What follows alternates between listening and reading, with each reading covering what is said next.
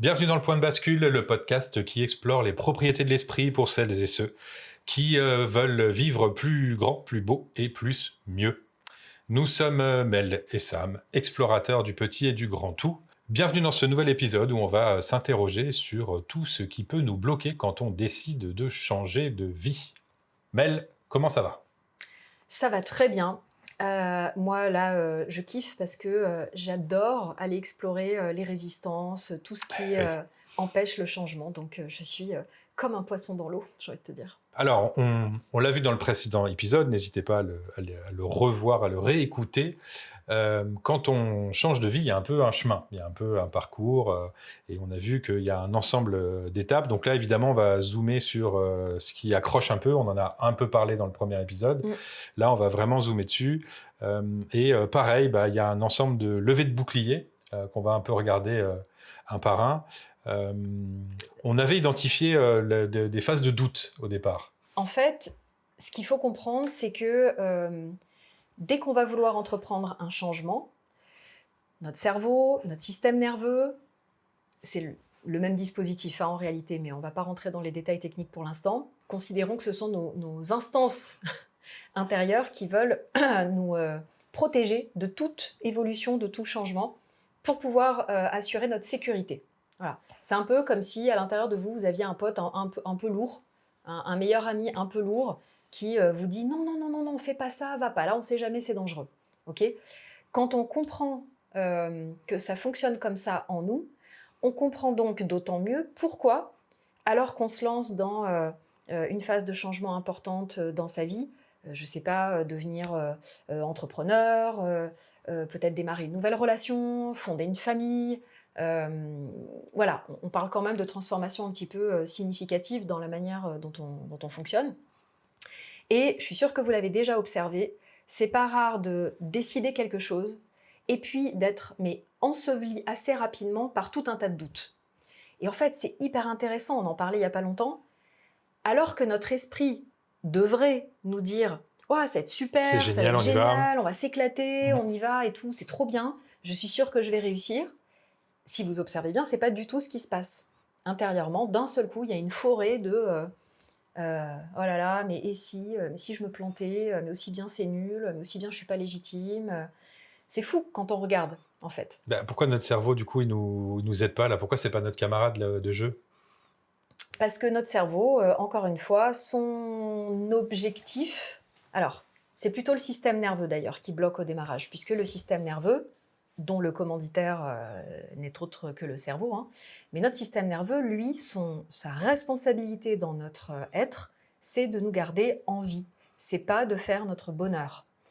Donc, notre système nerveux, quand on entreprend quelque chose de différent, va se mettre en alerte, pour peu qu'il soit en plus alimenté par un système de croyance qui va du coup se réactiver, se réveiller au moment où on veut changer. Donc là, c'est génial, c'est un feu d'artifice de doute et de peur, on va voir après. Mais au départ, donc, notre système nerveux veut nous garder là où on a survécu, donc dans le connu, donc dans le familier. Alors lui, il est quand même resté un peu à l'époque de la préhistoire, quoi. Il est resté un peu bloqué, l'ami. Du point de vue du système nerveux, puis de notre cerveau archaïque, etc., la préhistoire, c'était il y a une demi-heure, en fait. Donc, on vit dans un monde contemporain, avec des problématiques complètement différentes, et puis des dangers qui sont un petit peu, je pense, quand même différents de ce que l'homme préhistorique pouvait vivre, mais avec un cerveau qui continue à réagir comme si lui était encore au temps préhistorique, quoi. Ça rappelle une histoire un peu sur le fonctionnement du cerveau. Nos ancêtres, ils pouvaient commettre deux types d'erreurs. La première, c'était de penser que il y avait un tigre dans un buisson prêt à leur sauter dessus alors qu'il n'y en avait pas.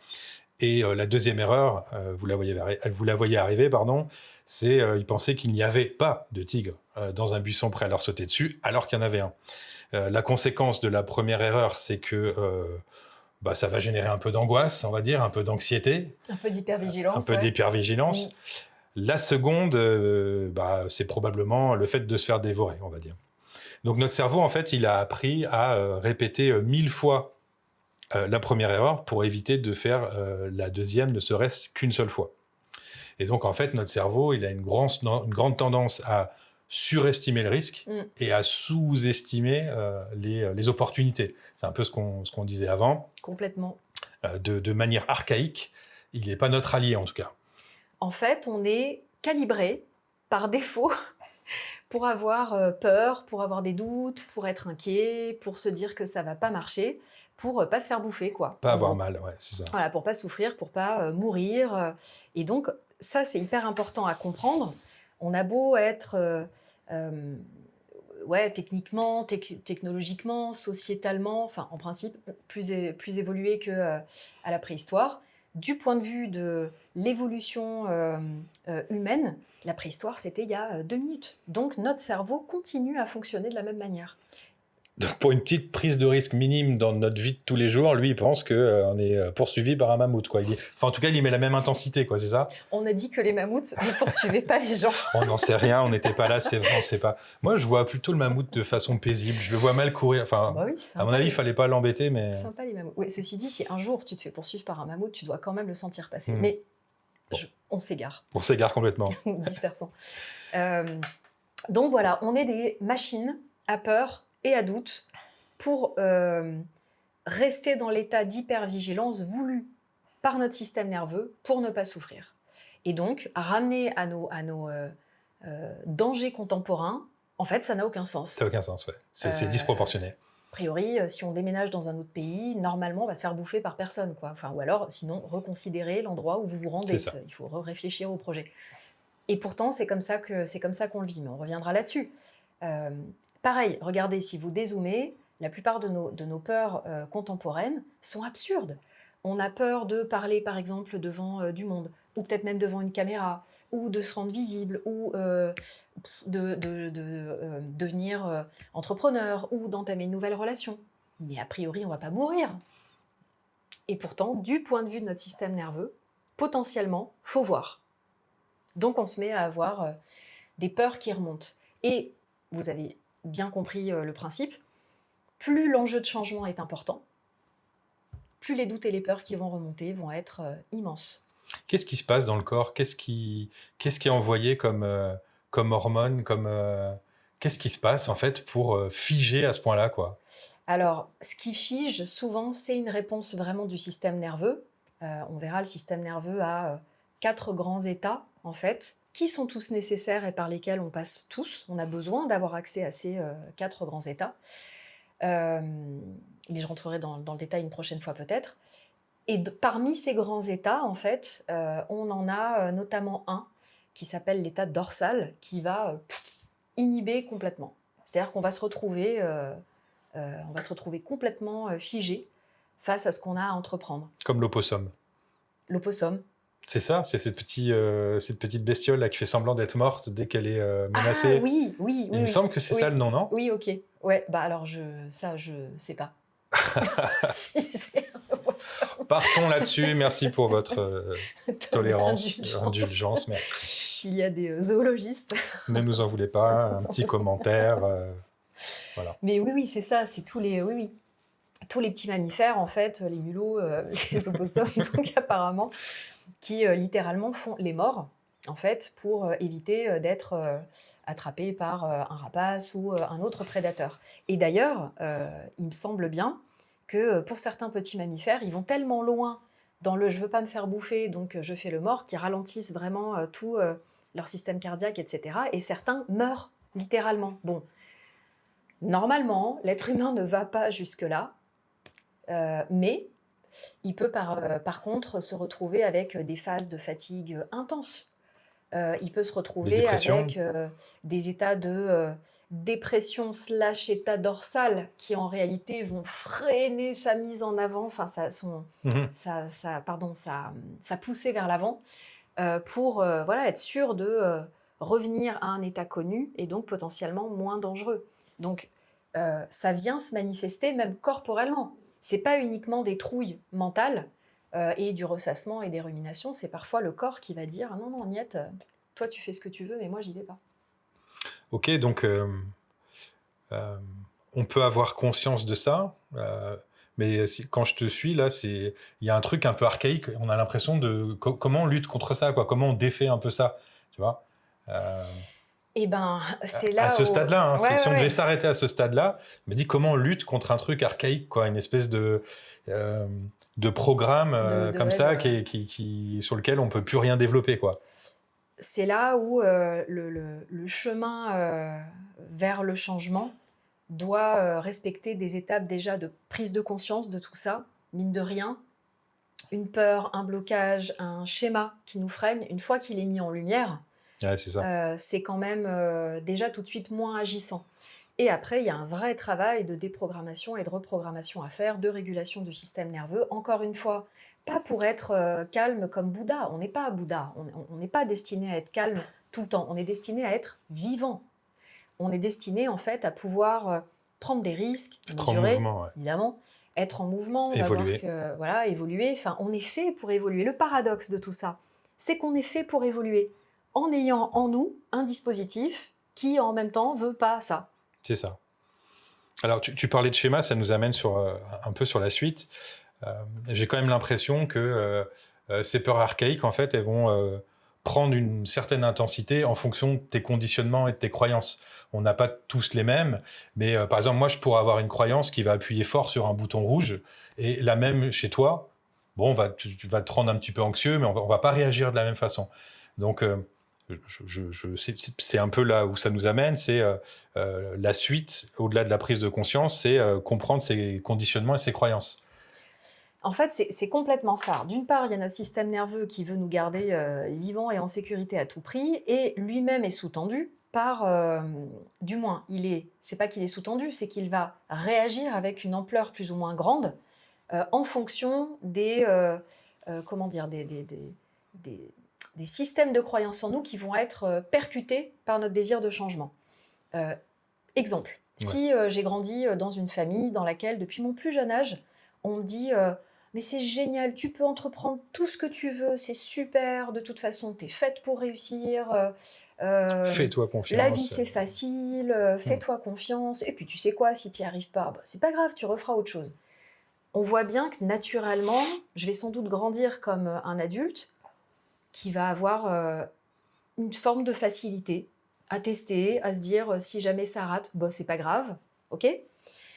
Inversement, si j'ai grandi dans une famille dans laquelle on m'explique du matin au soir que je suis un bon à rien et que j'arriverai jamais à rien, pour peu que ce soit soutenu par certains profs à l'école, et donc je me construis en me disant que, a priori, personne ne croit en moi, C'est pas pour moi, quoi. ça va donner un adulte qui va avoir les plus grandes difficultés du monde à s'apercevoir de sa valeur et à croire en lui. Donc on est ultra poreux, ultra perméable, on le verra plus tard, à notre environnement et à nos styles d'attachement dans la constitution de nos croyances. C'est vraiment le terreau sur lequel se construit notre individualité, notre personnalité, notre confiance en nous, notre estime de nous. Tu donnerais quoi, toi, si tu devais donner un exemple De croyance. de croyance comme ça?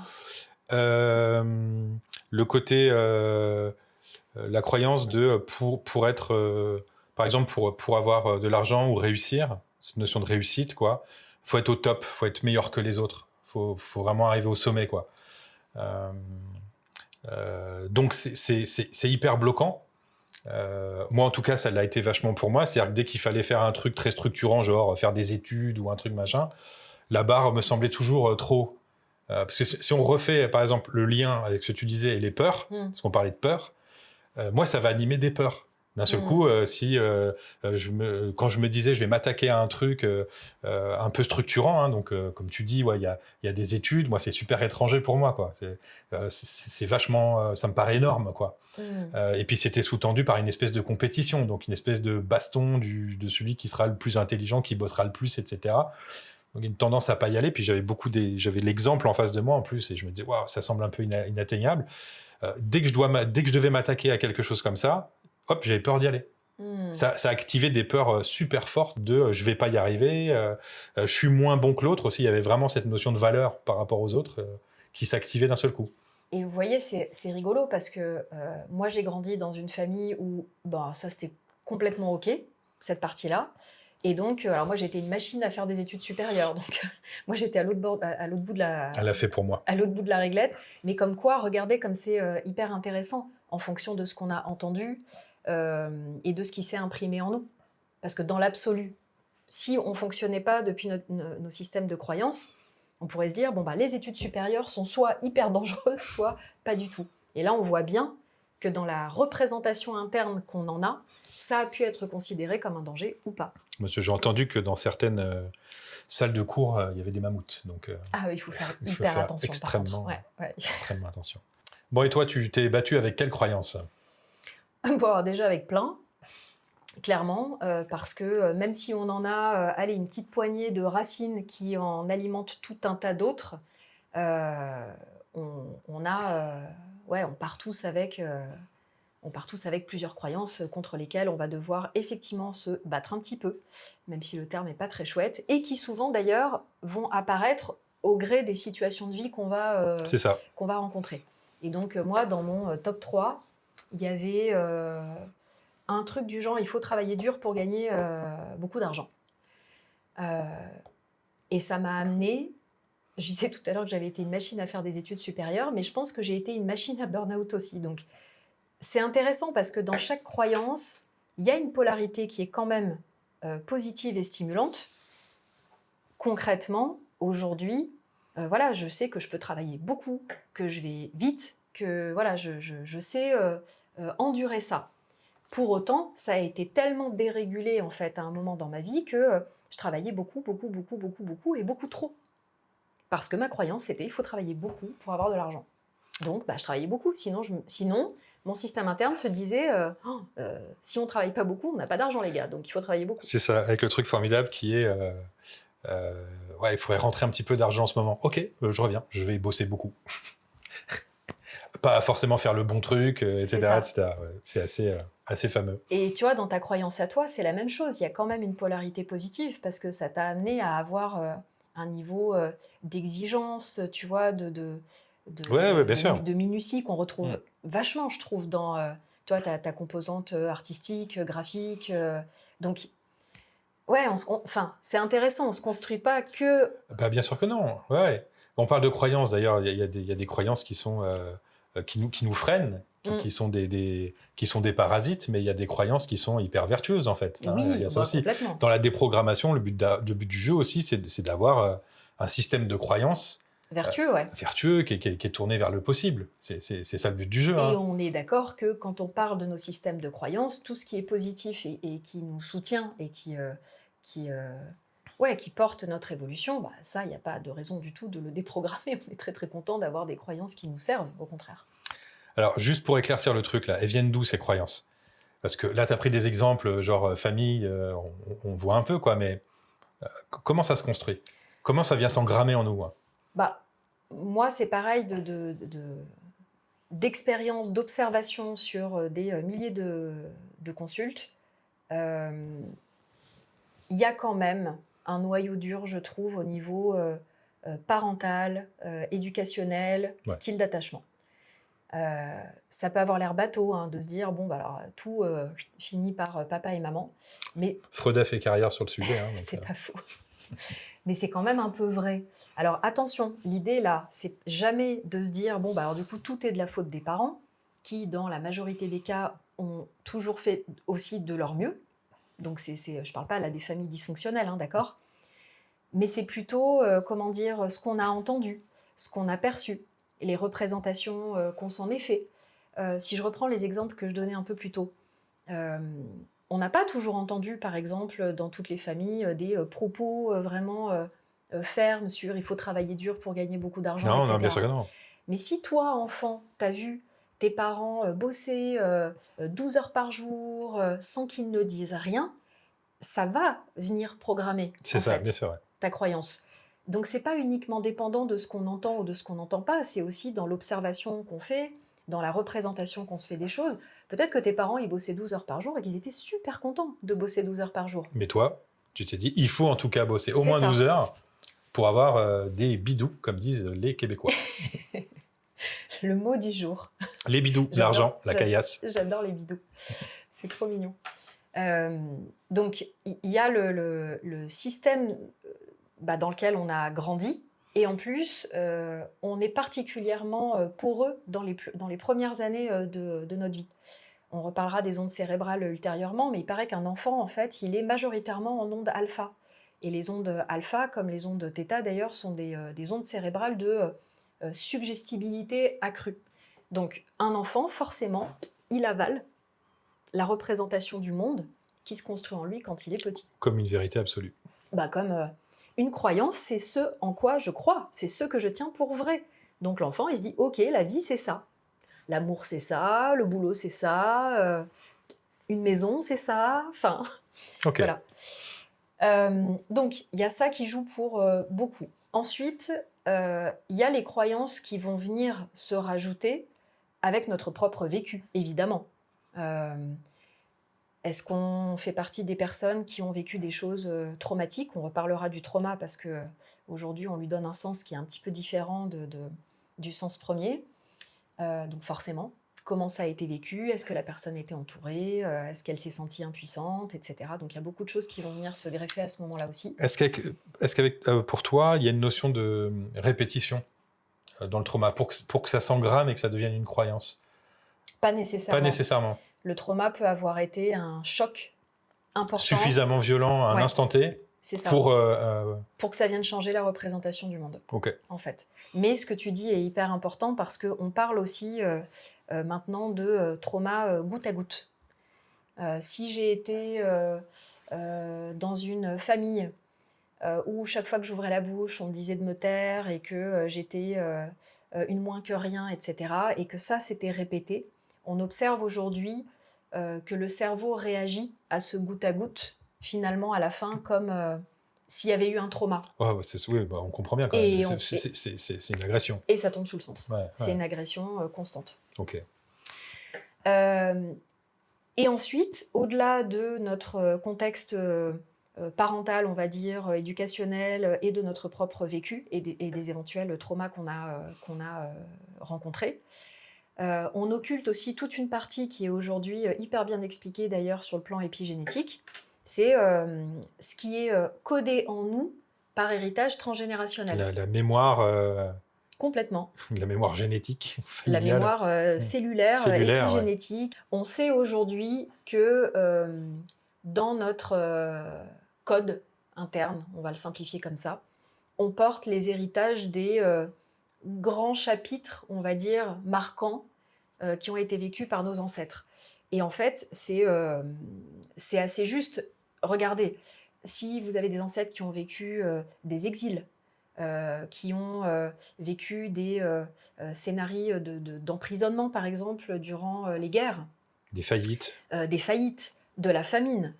Et il y a aussi des histoires avec les lignées de femmes qui ont connu de la violence de la part des hommes pour X ou Y raisons contextuelles dans leur histoire, mais qui se répètent. On constate une forme de répétition. Ouais. La condition féminine n'ayant pas toujours été ce qu'elle est, même si aujourd'hui le chemin n'est pas terminé, mais oui, complètement. Il y a ces empreintes qu'on retrouve très souvent, effectivement, chez la femme. Ouais. Mais du coup, elles sont consciemment connues par la descendance ? Alors, en fait, ça dépend. Au mieux, il y a une forme de récit familial où tu sais qu'il y a eu des famines, des faillites, des exils, etc. Ouais, mais ce qui est fou, c'est que parfois on connaît, on connaît sa propre histoire, on connaît son histoire familiale, mais on a tellement d'angles morts en nous que parfois on voit même pas...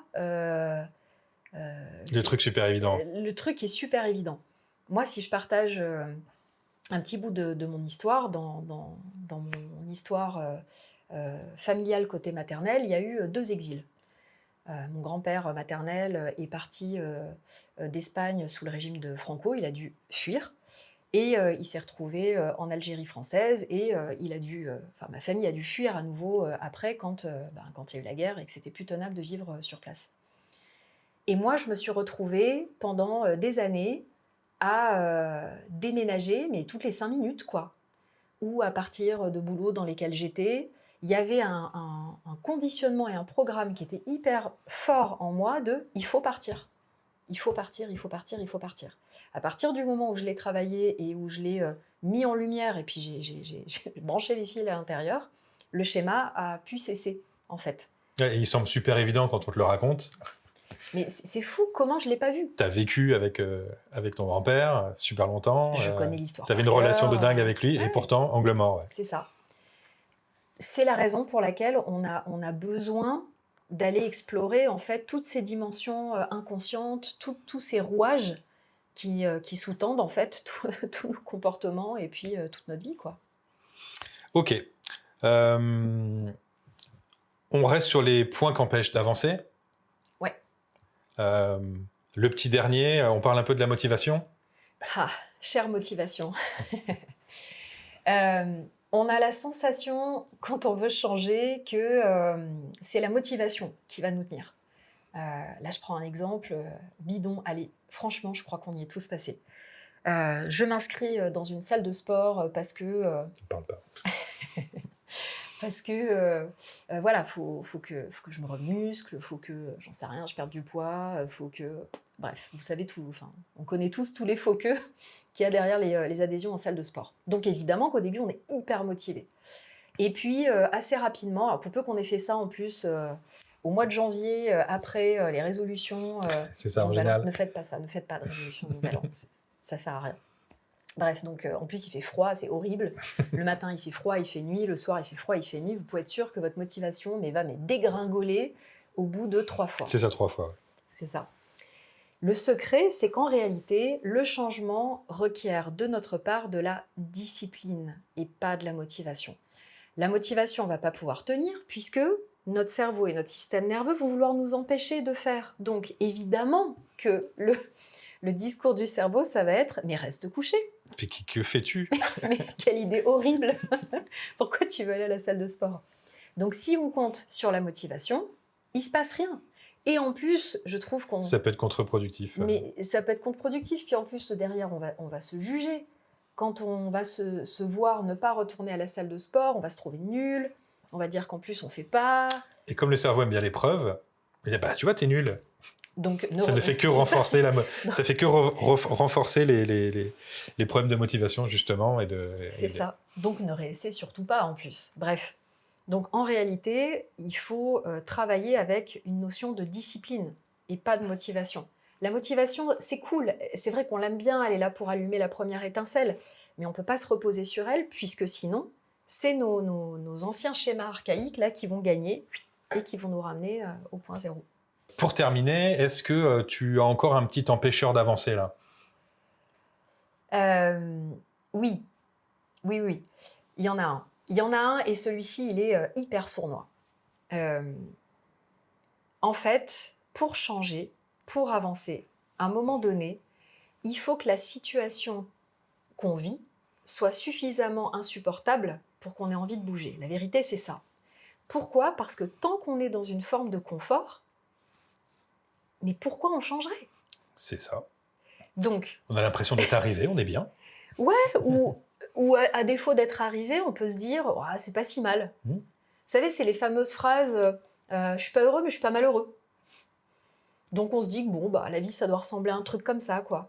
Et en fait, le confort est l'ennemi du changement. C'est pas pour rien qu'il y a cette fameuse expression sortir de sa zone de confort, etc. Mais on la comprend souvent pas si bien que ça. On a l'impression qu'il faut se faire mal, quoi.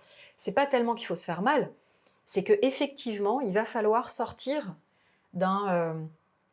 souvent d'une illusion d'ailleurs de confort, je trouve. Un exemple tout bête. Vous n'avez pas une vie horrible, d'accord? Et je sais pas, le soir, vous rentrez de votre boulot, puis vous aimez bien vous coller devant Netflix pour mater une série, vider votre cerveau, etc., etc.